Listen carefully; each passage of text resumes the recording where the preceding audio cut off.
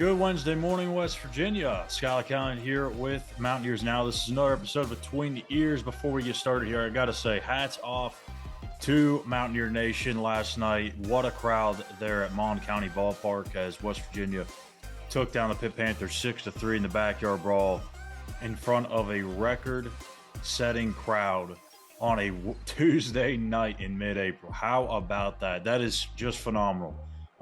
Just goes to show that the love and the passion for the Mountaineers.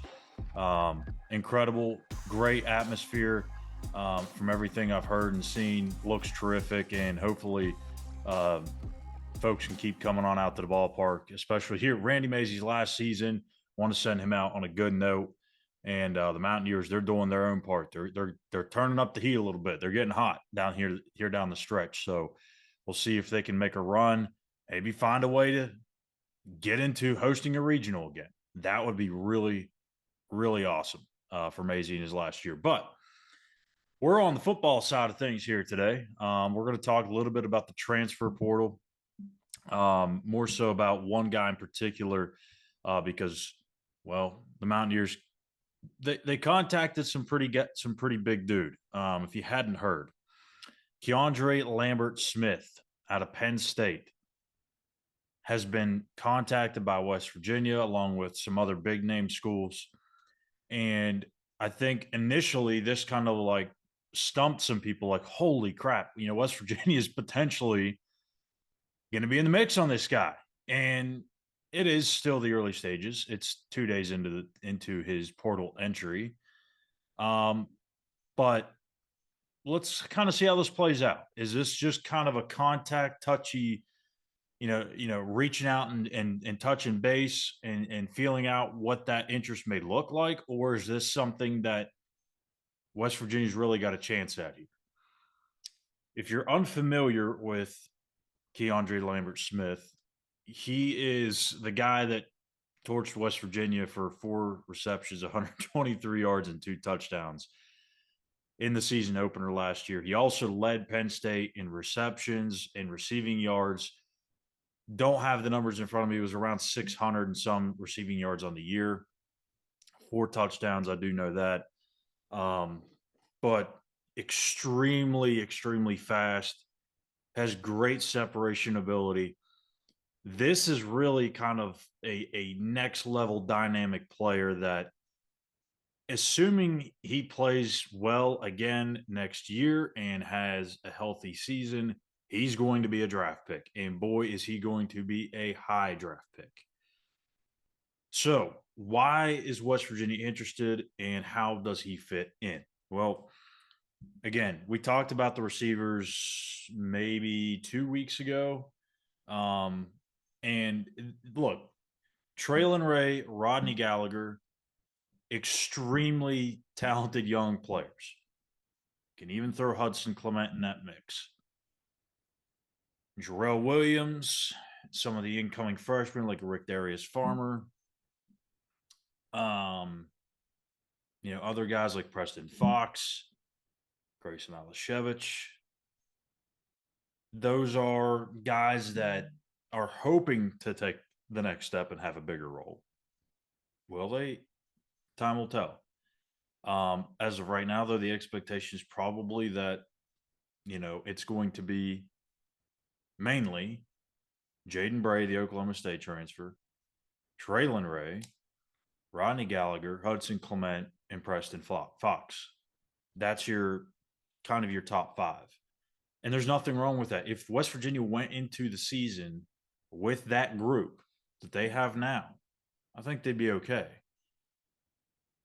But being okay is not good enough, in my opinion, at least. I mean, if you're trying to win a Big 12 championship, if you're trying to contend to get to Dallas, you've got to feel a little bit better than okay about a position group such as the wide receivers.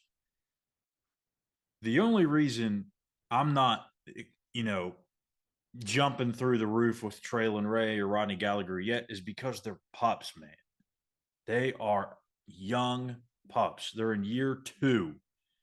They played probably more than they should have a year ago. And like Neil even talked about in his press conference, like there was kind of an element of surprise in there with those two because not a lot of people knew who they were.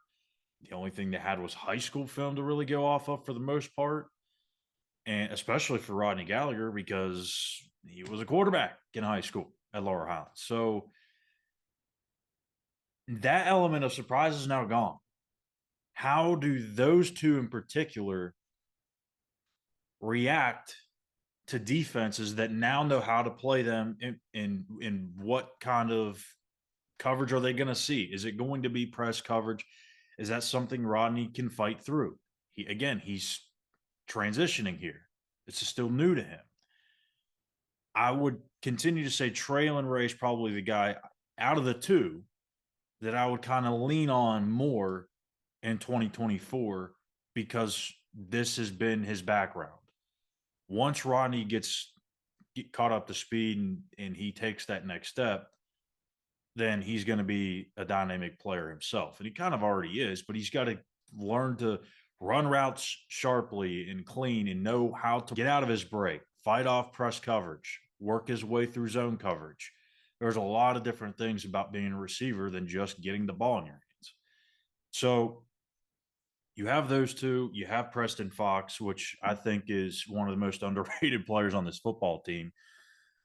Hudson Clement is continuing to get bigger and faster, which is terrific news because he was, kind of a thin, skinny, fast kid a year ago, and now he's starting to put on some muscle. So you're starting to feel good. But again, these guys are still developing. They're not finished products yet. Jaden Bray, even the Oklahoma State transfer, he's not really even a finished product yet. He's more polished than the others, no question, but he's somebody he had to go somewhere else, he felt, to take that next step himself in his development because he only had 400 yards receiving, I think, last year at Oklahoma State. This is not an 1,000-yard receiver you're bringing in here. So with KeAndre Lambert-Smith, you're bringing in a proven commodity, assuming they would land him. We're just talking about the player here. You're bringing in a proven commodity, somebody that can get separation early in routes and can be a leader. And it also, probably the biggest point in all of this, it lessens the pressure on Traylon Ray, Rodney Gallagher, and even Hudson Clement. That's probably the biggest piece of all of this. As good as it is to land to as great as it would be to land a talent like him, probably the biggest part out of that is taking all that pressure off the young pup's shoulders. So do I think West Virginia will really pursue KeAndre Lambert-Smith? Yeah, I do. I really, really do. Will they land him? I don't know. Again, it's too early. It's way too early in the process. I don't think this is going to be some 1 week accelerated recruitment and he's going to have a home by next Wednesday. It's going to probably take a little time. He's probably want to go visit some places because, hey, look, once you're in the portal, you're in the portal. He doesn't have to have his decision made by the time that the portal closes at the end of the month. He just has to be in the portal before April 30th. He's already done that. So he'll probably take some time to feel out some schools and listen to see what schools will offer him. And then he'll start making his rounds for his visits. West Virginia can get him on campus. That's been the biggest thing. We've always heard, if you can get a kid on campus, you got to like your chances. So even if it's not KeAndre Lambert-Smith, I'm just predicting here. I don't know who, I don't know when, but they will pursue another experienced receiver. Granted, the right guy is out there because they need that veteran experience to go alongside Jaden Bray. And that way they don't have to put everything on Gallagher, Ray, and Clement. It's not a knock on those guys whatsoever. They truly believe in all three of those. But they need somebody to kind of ease that pressure. And getting somebody like KeAndre Lambert-Smith or somebody else can 1,000% do that, and it also deepens your receiving room. So keep an eye on him. Keep an eye on a lot of people over the next 2 weeks as this thing's going to get crazy. I'm telling y'all, it's going to get nuts. So at least here in West Virginia, I don't think it's going to be any crazy, departures. We talked about, who should stay, who should go, or who may stay and who may go the other day. If you haven't checked that episode out yet, I'd advise you to go do so on our YouTube channel at Mountaineers Now. We talked about 7 or 8 different guys that really, really need to have a big spring. And if they don't, maybe it is best for them to go somewhere else. So check that video out. That'll do it for me here today. So make sure you check that video out, and then also be back with us tomorrow for another episode of Between the Ears. I'm Schuyler Callihan. Make sure you hit that subscribe button, give us a like, and then go over to X and follow us at Mountaineers. Now you can follow myself at Callihan_. Hope you guys have a great day, and we'll see you back here tomorrow morning.